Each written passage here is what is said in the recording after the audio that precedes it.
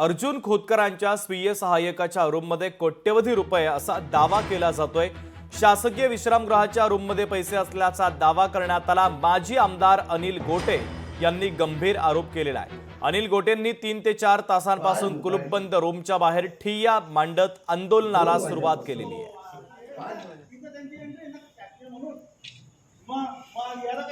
तर नंदुरबार जिल्ह्यामध्ये करण्यात आलेल्या विकास कामांची पाहणी करण्यासाठी जवळपास 22 आमदारांचं शिष्टमंडळ आज धुळ्यामध्ये दाखल झालं होतं।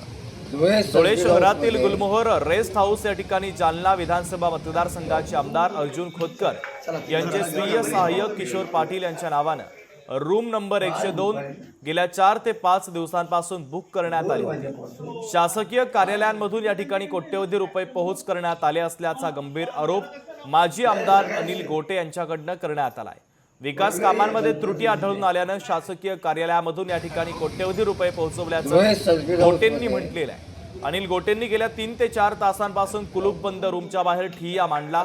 दरम्यान अनिल गोटेंच्या आरोपानं वर्तुळात राजकीय वर्तुळामध्ये एकच खळबळ उडालेली आहे।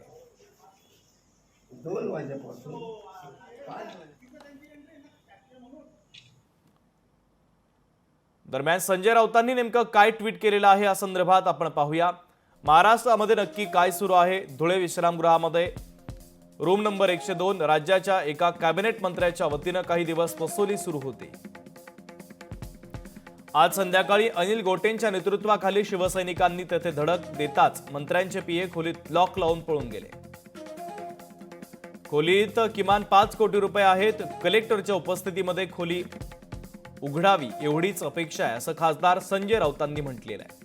पण सगळेच पळ काढतायत। चोरांचं सरकार, चोरांना संरक्षण असं म्हणत राऊतांनी सरकारवर हल्लाबोल केला।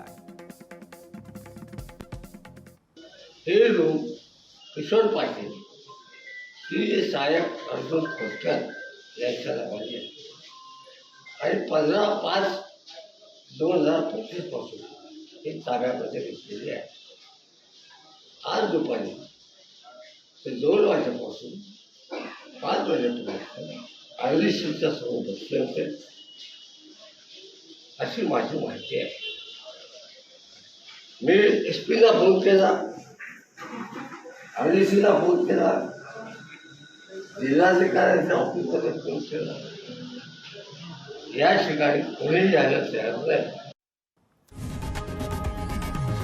लोकशाही मराठी ऐका, पहा, जागरूक रहा।